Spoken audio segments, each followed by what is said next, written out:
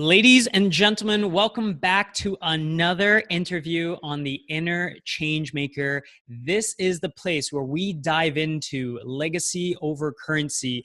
We help you become the most effective person that you need to be in the moments in life that matter the most. And each week, I try to bring to you some of my heroes and best humans in the world that whether I got impacted by their work or whether I look up to them. And this week is no different because we have Mr. Hendricks on the show. And a lot of you might know him by name, but or you might not know him by name, but I guarantee you have at least read some of his amazing books. He has been a huge voice in terms of psychology and social behavior. He's written more than 40 different books, and we were just talking off the record with his new mystery series that he's created. But some of his bestsellers have included Five Wishes and The Big Leap, which has been a monumental book for me. He has co-authored a book called Conscious Living with the love of his life, Dr. Hendricks, and he's been featured all around the world, and he won an amazing game of golf earlier today. This guy's always operating in his zone of genius, here to talk to us about a little bit about the zone of genius. Mr. Hendricks, welcome to the show. Thanks a lot, Jay. Great to be with you. Yeah, absolute honor and absolute pleasure, to have you here. And to just, get a chance to pick your brain a little bit on some of the amazing work that you've done. I love how you really embody, you told me right before we recorded, you're like, I only operate in my zone of genius. And we can probably tell that from just watching your facial features and your body language and probably how you articulate yourself.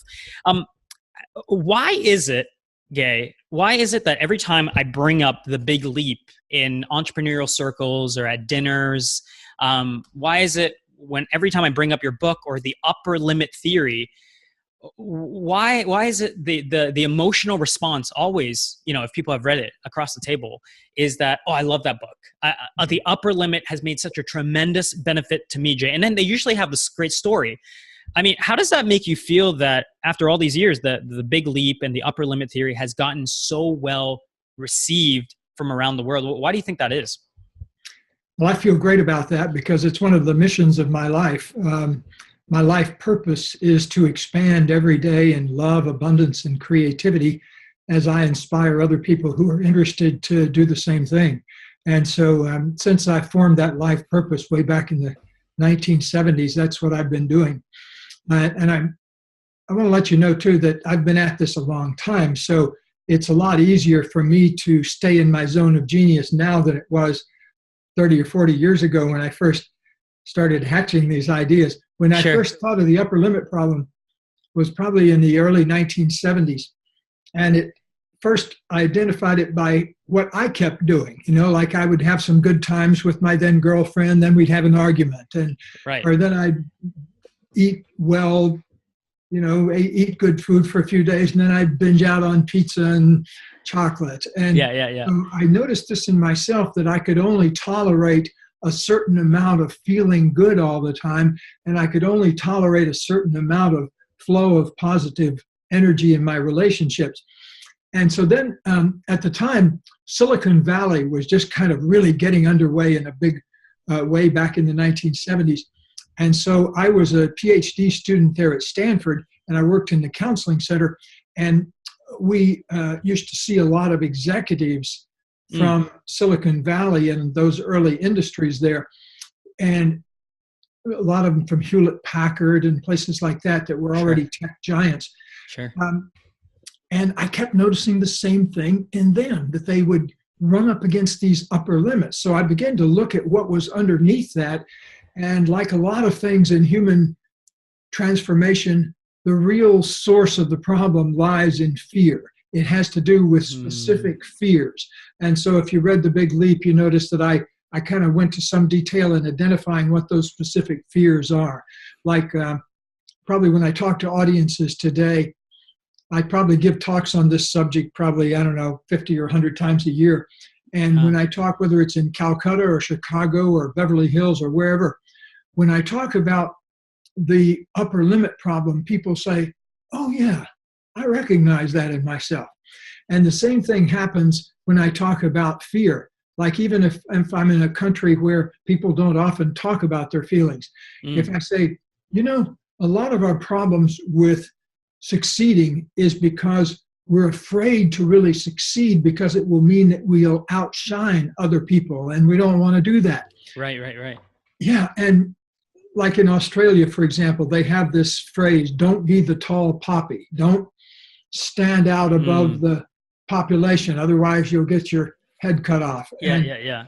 And same thing in Sweden. They have this wonderful word, lagom, which means don't stick your head too much up, don't stick it down too much. Kind of stay right in the middle, stay right in the pack. You know, otherwise you'll make everybody feel bad. So don't shine, you know. And so in the U.S. and North America and Canada, I think we probably have more,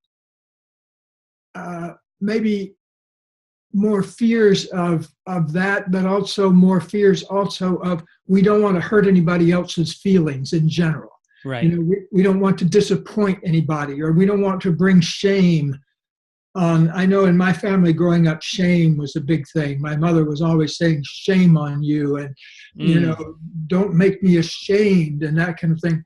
Yeah. And so a lot of times we get locked into those old feelings, and that keeps us operating underneath our zone of genius. And so when we stick our heads up into the zone of genius, pretty soon we find a way to sabotage ourselves and get back down here again.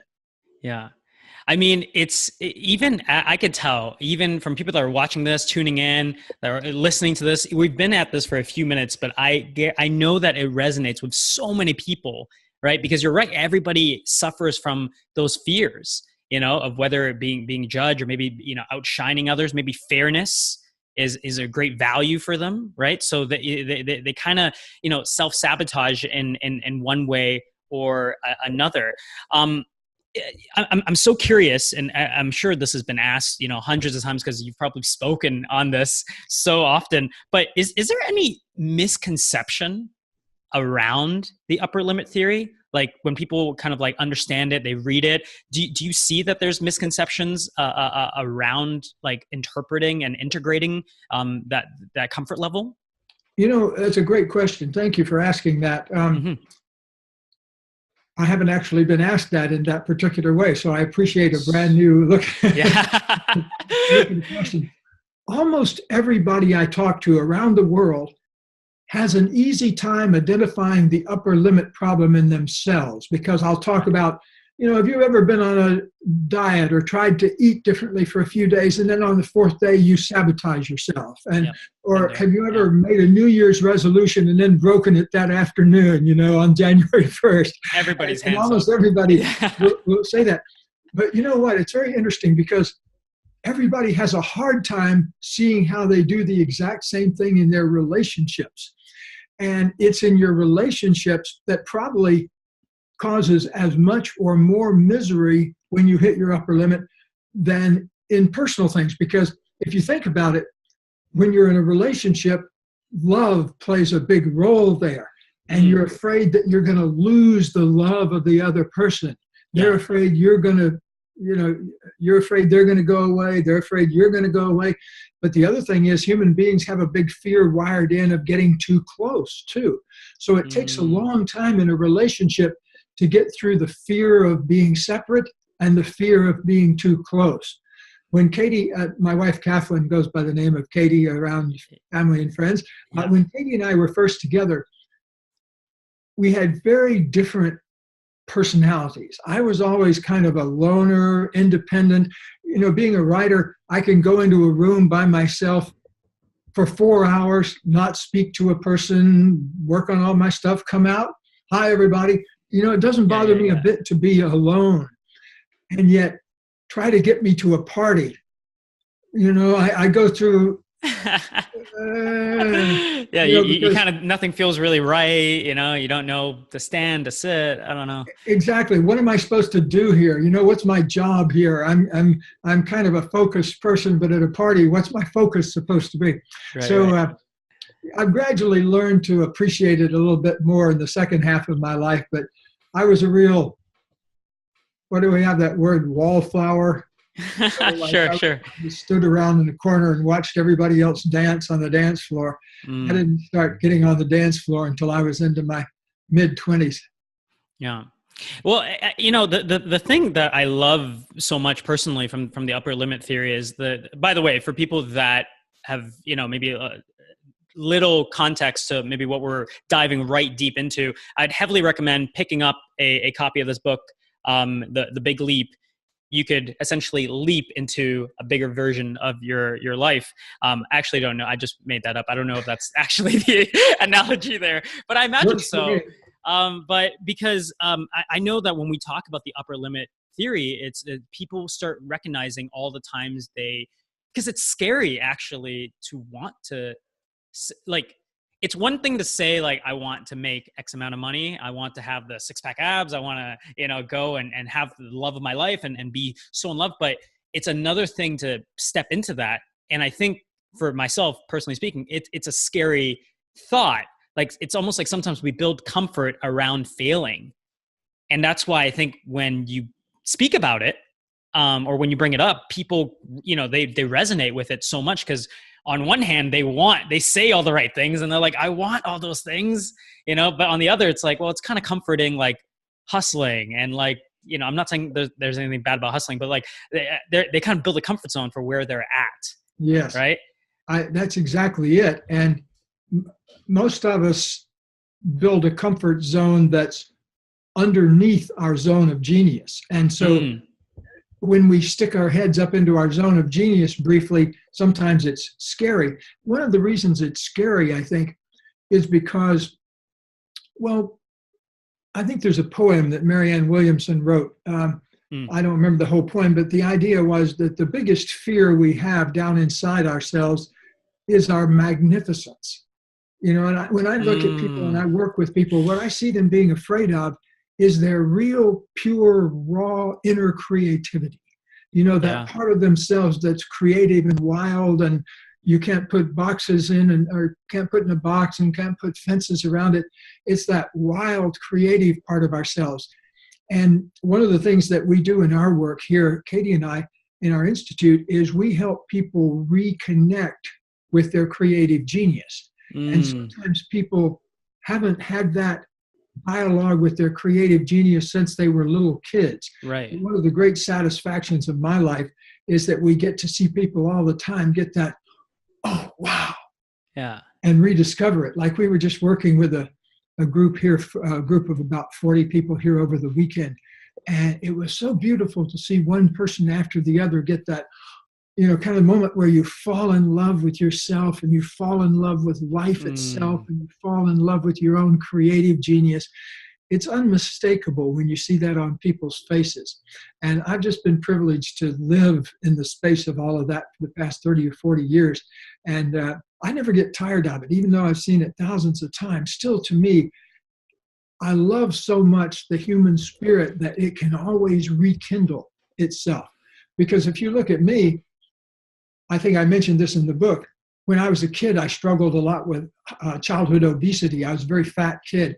And by the time I was in junior high school, I weighed 100 pounds more than I weigh now. I'm in good shape now. I weigh 180 some pounds, but and I'm 6 feet tall. But in those days, I was shorter, but I was 100 pounds heavier. Sure. Yeah. Right. I had all of my potential under that weight. It was hidden under that weight. And I mentioned that because almost everyone has something that they do. It may not be being overweight. It might be drinking too much. It might be watching too much TV or addiction to your devices and that kind of thing. But almost all of us have something we do that blocks the flow of intimacy with ourselves. And we have found in our work that all it takes to spark growth off again is 10 minutes a day. And so what we do with people who visit here is we invite them to first start with just 10 minutes a day of focusing on their pure creativity. Even if you're just going in a room for 10 minutes and saying, what is my creativity? What is my zone of genius? what is me at my best? What do I really want to bring forth here in my brief journey on planet Earth? So if all you did is go in for 10 minutes and just ask questions, that would begin to spark your genius. Eventually, what will happen is things will come forth that connect you with that creative essence in yourself. Mm. We had a man here once who was a dentist, and he was very successful, had a big dental practice, and yet he felt like he was dying inside. He told me, "I feel like I'm dying inside." He said, "I love making the $400,000 or $500,000 a year. My wife loves it. She loves being a member of the country club and all that. But I feel like I'm dying." And he said, I wrote poetry when I was a teenager. I want to get back into writing poetry. So what we did was we paused right there, and I had him write a poem. Take 10 minutes and write a poem to reconnect with that soul part of himself that he felt like he left behind a long time ago. But it's interesting. He ended up, he still became, he didn't stop being a dentist, but it transformed him. He began to write poetry about healing and poetry about the counseling process, because it turned out that what he really loved about dentistry was not messing about in people's mouths, but the relationship that he established with people. And so to help identify that, that's in his zone of genius. Yeah. And so every single one of us, in my experience, has a part of ourselves that we almost always keep secret and don't bring out. I call it the zone of genius. It's when you're doing what you most love to do. It's when you're doing what you feel really called to do. It's probably how you feel when you're doing this webcast.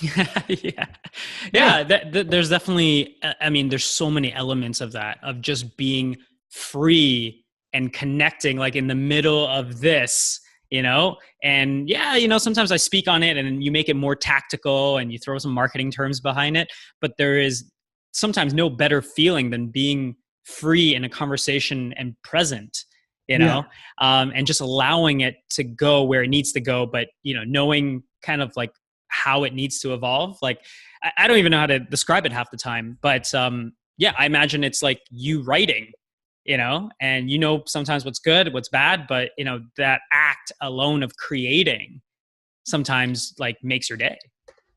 Well, I think that your art form, like in my case, it's writing, when it's going well, it's as good as anything else. It's as good as great sex or great food or great exercise.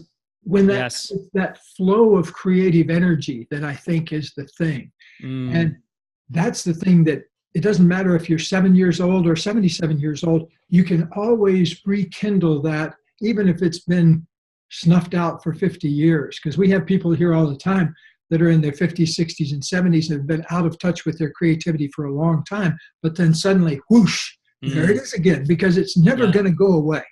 Yeah. Well, it's also showing up as who they are, right? And that's why it doesn't go away. It's not like necessarily like sometimes it is a talent, but it's also like who.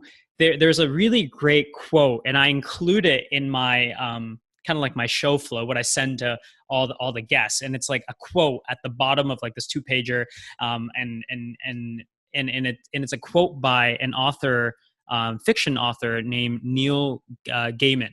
And Neil Gaiman, he gave he spoke at like a graduation, and he says, I'm going to paraphrase here. He says, the second you feel that you're walking down the street naked, showing too much of yourself, is the first moments that you might be getting it right.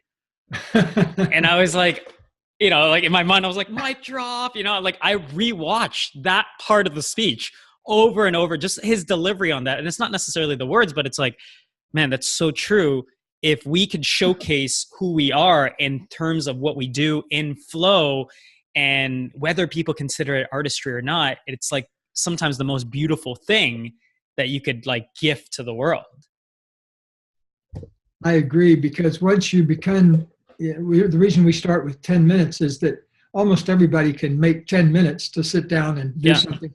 But we know that what's going to happen is once you start tasting that creative essence of yourself, you're going to want to do 15 minutes of it the next day. And then Yeah. 20 minutes. And when I first started thinking of these things, I had maybe 10% of my life I was living in my zone of genius, and 90% of my life I wasn't.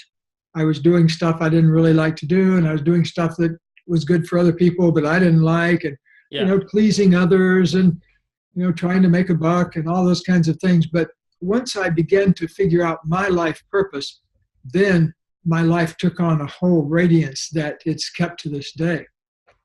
So, Gay, I love what you just said there, and I wanted to ask you in my head, I was like, I got to ask him what his life was like before the zone of genius stuff, right? Because people, we just went deep in terms of like zone of genius, but like for people that are like maybe younger that are watching this and that are maybe just getting started, maybe they themselves are like they're conflicted, or they feel like maybe like that doctor or that dentist that like they're like, oh, I'm like dying doing what I'm doing, but I kind of, they're like too scared to kind of say like what they want to be great at. Do you think, and I can imagine that this is kind of like a debate, but do you think that they should spend some time in terms of developing some of those like hard skills and like people around them to help them be in their zone of genius more? Or should they immediately start spending that, at least that 10-15 minutes, and like getting in tune with that zone of genius? Well, there's nothing better than having a community that supports your genius. So the simple way we say it around here is get 3 to 5 people whose faces light up when you walk in the room. I like Spend that. your time with them. Don't spend your time around other people, because too many people spend time around people that bring them down rather than elevate themselves. And so for most of us, we should only spend homeopathic doses of time with our original family, for example. Amen to that. I mean, I love your mom and dad, but yeah, well, I mean, that brings up another thing, right? Like, do you think that this is more of a personal journey, all right, of discovering one's unique ability and awareness? And like, do you have to be careful? Because like people, sometimes they want their family, they want to include, their loved ones and their high school friends and, the circle that they've become comfortable with, right? They want to include them in their new vision for the future. Well, I think we should, it's both of those things, Jay, because first and foremost, it is an interior journey. Yeah. Because there is a point at which you have to say, okay, I dedicate myself to finding my genius and expressing it in the world. That's an individual move. Yeah. But then you're going to do that in community, in family. Ideally, your being in this new space will inspire them. Yeah. But some people, and I grew up in a family where people were very quick to criticize and were very quick to put others down. Sure. So, I remember when I first had this breakthrough in my 30s where I realized, oh, my life purpose is to expand myself in creativity, love, and abundance every day as I inspire other people to do the same.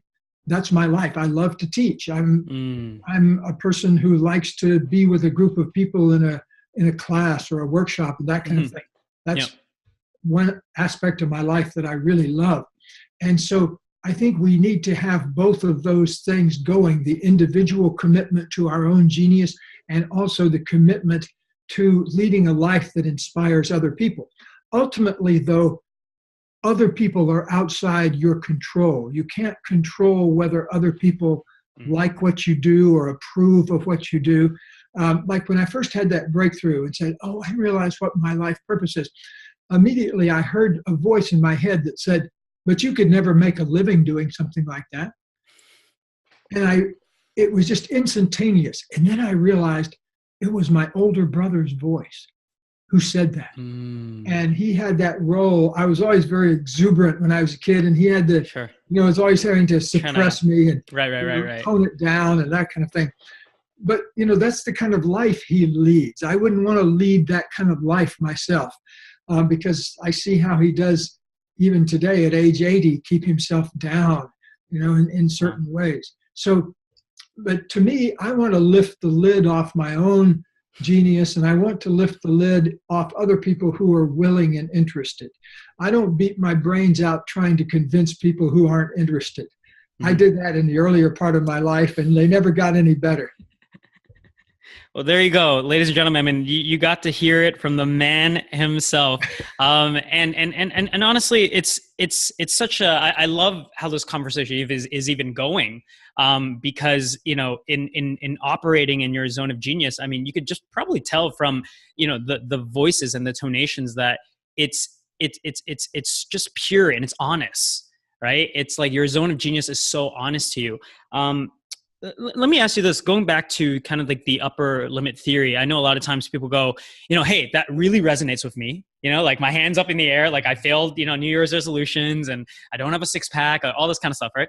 And like, I understand the whole point of tapping, or I understand the 10 minutes of, hey, I'm going to ask myself these really empowering questions to figure out and go towards, my zone of genius, to give myself that creative juice.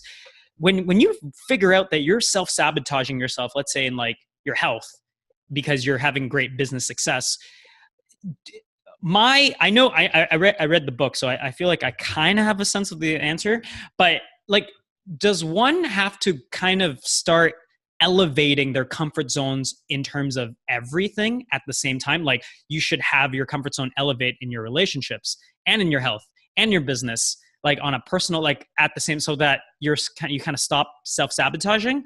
Or is there another way of doing it? Does that make sense? Yes, it does. And typically speaking, what happens is you do catch on to the basic idea and you see yourself upper limiting yourself in one area. Mm-hmm. But you may not see it in the other area. Right.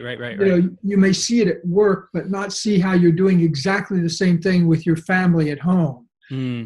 Or you may not realize how you're sacrificing your health, even though you may see it in your relationship. So what I'm saying is most people don't wake up to everything all at once. You see it in a particular area. Yeah. And so I say start with the one that is easiest to observe, whatever that is. Yeah. If you're in a close relationship, that's probably the place to start. If you're not, if you're single, maybe start with health kinds of things. But notice, because I wanted to make clear too, Jay, that the foundation of any kind of big change process in yourself is commitment.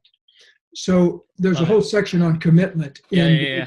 Go back and read that section before you start any big self-change project, because I want to show you what the specific commitments are and how to make those commitments.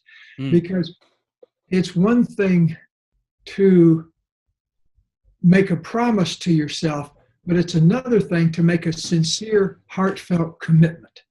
Because commitment, if you look at the original Latin of the words, it means to bring yourself together, to marshal resources and set forth. So it's a marshaling of all of your resources. So it's not just a mental promise to yourself. It's something you do with your mind, your body, and your emotions. Because the commitment needs to be a sincere commitment. And there's only one person who can ever know that, and that's you. And that's you, yeah. Who makes the commitment. And you'll know if your commitment was sincere if you keep it. If not, you need to come back and go even deeper to make a deeper level of commitment. I mentioned that I was very obese up until I was 24 years old. And then I had started having these moments of enlightenment that led to the big leap. And then I lost 100 pounds in a year. It was a very epic, monumental weight loss experience. So I went from being morbidly obese to being in pretty good shape in the space of a year. And then over the last 30 or 40 years, I've been gradually getting in better and better shape. I still go to the gym 3 days a week to work out. So I'm still very committed to that. So in the very beginning, though, I would make a commitment to it and then I'd blow it. And then I'd come back and make another commitment to it and then I'd blow it. And I had to do that a few times until finally it got in there deep enough that it became part of the way of my life. I think that's so beautiful, because I do I mean, everything starts with commitment, and I remember I just shared this in a recent like podcast, and I haven't really talked about this much, but when I think when people first start any business, right, if they're committed to it, it's kind of easy to see results because like they have like no results. And then they're committed to it. They see a bit of results, right? It's almost like you go to the gym a couple times, like you could start seeing, you're not seeing like massive definition or anything like that, but you could like feel like your results. I know for me, like over I had a birthday recently, a couple weeks ago, and my girlfriend asked me this. She said, "Hey, let's do anything. Like, let's do whatever you want to do for the day, right?" And I was thinking to myself, what is it that I really want to do? Do I want to throw a fancy, dinner party? Do I want to go out and invite 50 friends? Do I want to, what do I want to do? And I realized we spent the whole day just getting clear on our vision together, not just from a couple perspective. I mean, obviously there's elements of that, but on our business in terms of where we want it to be in the next few years, what are, how do we want to spend our time? How do we want to build our team? And by doing it, we made a commitment to ourselves that we were going to make these things happen. That's really a great story. I appreciate that. Well, my wife and I have been together for 38 years. And at the beginning of every year, we go out. There's a place here in where I live in Southern California called Meditation Mount. And beautiful place up on the top of a mountain, has benches there. And it's just a gorgeous place to look out over the whole Ojai Valley. And so we go up there and at New Year's and just sit up there and get clear on what we want to accomplish during the year and what kinds of things we want to bring forth. And I think everybody needs to do that. You don't have to go up on a mountaintop, but just park yourself in the corner of your apartment for an hour and figure out what you really do. You mentioned my book, 5 Wishes. That's how I constructed my life. I came up with 5 wishes for my life. Number 1 being, I wanted to create a loving relationship with a woman with whom I could grow and change over time. So I've been doing that now for 38 years. Number 2 is I wanted to reach completion with various members of my friends, family, and other people so that there wasn't anything unspoken or unheard between us. A third one, I wanted to learn how to write from my heart so that I wasn't just writing textbooks, which I did early in my career, but I was writing books like The Big Leap. The fourth one is I wanted to learn as much as I could about the spiritual aspect of life, about God, spirit, divinity, those kinds of things. But I wanted to learn it experientially. I'm not much of a person for thinking about theology and that kind of thing.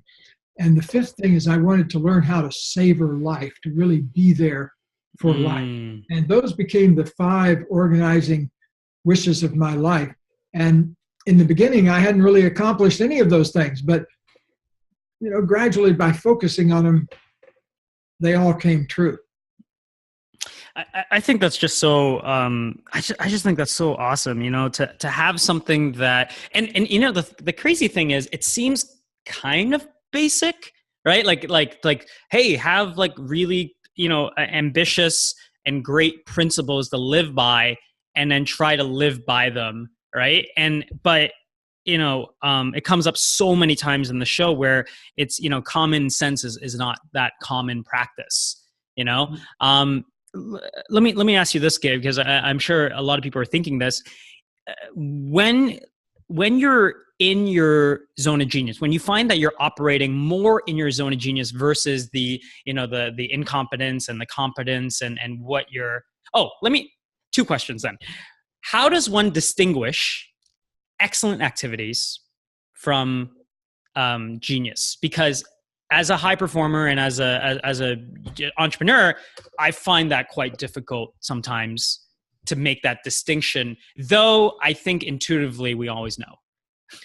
Yes, well, that's a great question. And here's the real quick and simple answer to it. It's a big question. But number 1 is your zone of genius will always have a flavor to it of being something you really love to do. Now, my dentist that came to us, he was an excellent dentist. He was better than most dentists. He was very skilled in his area. But again, it was making him feel like he was dying inside because he wasn't developing his zone of genius. Yeah. So look for love, the presence of love, that you're doing something you love to do. That's the zone of genius.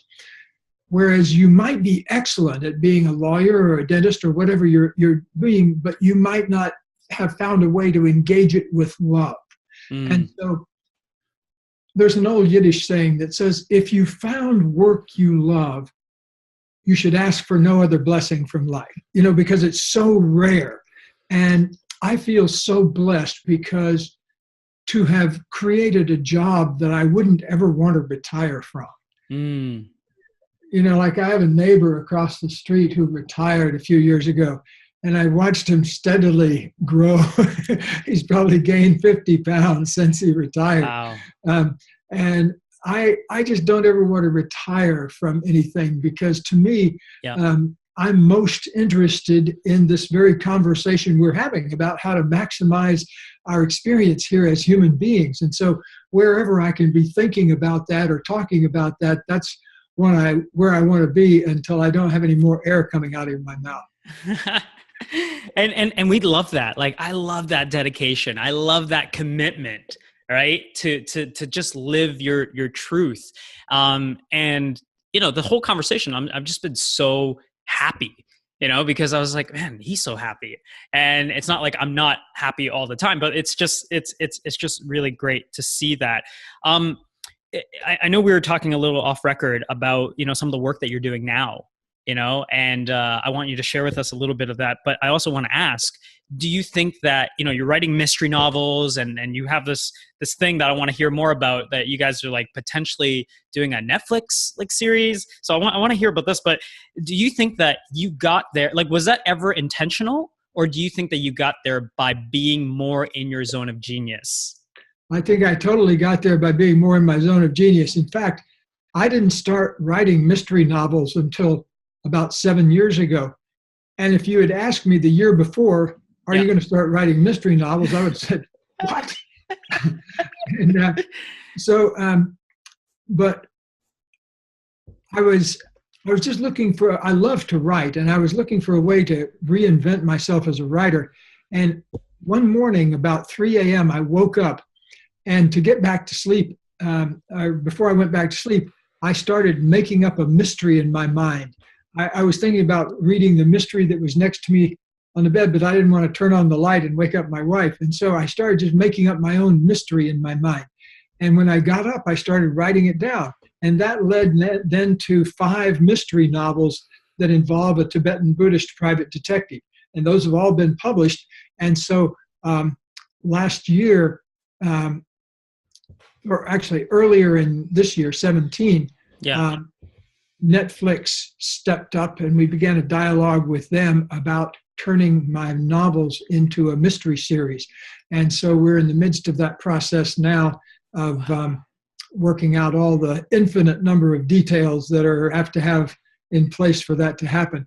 But that's very exciting. But then the big excitement also is that I'm just now launching a new series with a new main character who's a Victorian era 1908 London aristocrat named Sir Errol Hyde, who's very funny and very curmudgeonly and very randy. He's always got his eye out for the ladies. And so he's been such a fun character to write. And I published the first one this summer, and I'm publishing the second one here in September. And then the third one will be coming out next year. So I'm very excited about this. There's an old saying among writers, the best way to get a writer is excited is to ask him what he's working on right now. And so, as you can tell, I'm buzzed about that. Because to me, doing something new has a special flavor to it, and so to be doing something new at this stage of the game is really fun. Well, I think it goes back to one of your wishes, right? Which is, in savoring life, right? And when we experience anything new in our lives, especially when it ties in with what you refer to as unique ability, with that zone of genius, like that unique flavor that only you bring to the table, we could almost do it forever, And I absolutely love that. So we're going to have to do a follow-up or something, seeing how that all pans out. This has just been really great to just get a chance to collaborate with you. For people that are new to your work, I mean, we reference, The Big Leap. I heavily recommend it. It's literally top 5 recommended books for people and entrepreneurs and leaders to just dig in and kind of recognize for themselves. Where do people, where can they find out more about the work that you do, whether they're, if they're into, mystery novels and some of the, where can they like socially stalk you, Gay? One way to do it is to go to one of our websites, the big one, hendricks.com, hendricks.com. Also, our nonprofit foundation, the Foundation for Conscious Living, has its own website.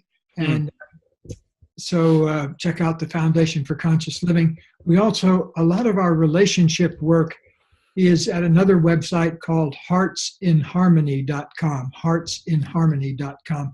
And so there's the place to look up all of our work with conscious loving and all of the relationship work that we do. And we're here in Southern California. We do a lot of our seminars here, but we do them elsewhere too. Sometimes we do them in Europe and sometimes in Canada. And so we're just off to New York next week, and then off to Germany next month, and then off to Asia in December. So we're staying on the move a lot too. That is absolutely amazing. And folks, I mean, if you've been listening or you're just tuning in, or like, go and just listen to the joy that is in the intonations, right? And just like the power of what can happen when you decide to show too much of yourself, to step into that. And I'm happy to just have, Gay be here and share that with you guys. Gay, one more question for you. The name of the show, it's called the Inner Changemaker. And I'm just curious, is there anything that comes to your mind or any thoughts that come to your mind about when you hear the word, someone's trying to be a change maker? Well, I think that being a change maker is wired into us as human beings if we open up to the fullness of ourselves.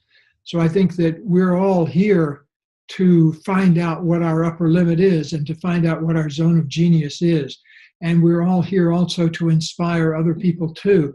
And so the act of loving yourself is the same act of loving humanity.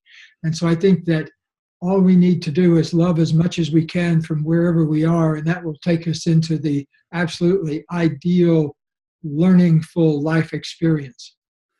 I love it. I love it. And honestly, Gay, I just want to take a few seconds and commend you for being a great example of a change maker, from someone that clearly shows up with love first and has made that commitment, to yourself, to Katie, and most likely to all the people that you've worked with. And it definitely comes out in your writing and your artistry and your work. So thank you so much for doing what you do and for showing up as a change maker. Because we really appreciate that.